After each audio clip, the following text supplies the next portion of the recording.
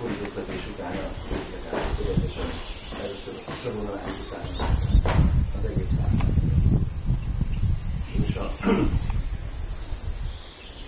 hát ez is még mindig vitatárgya, hogy valóban létezette ez a úgynevezett szövetség úgy, ahogy mi tanultuk, hogy az érszerződés az valóban úgy történt meg.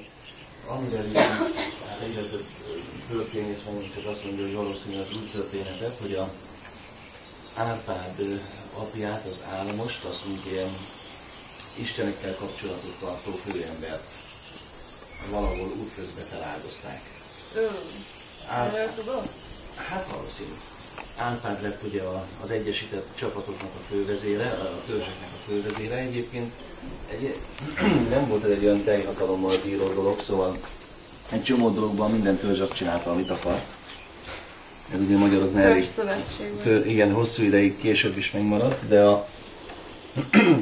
voltak olyan dolgok, amikben ő összefogta az egész magyarságnak az irányítását.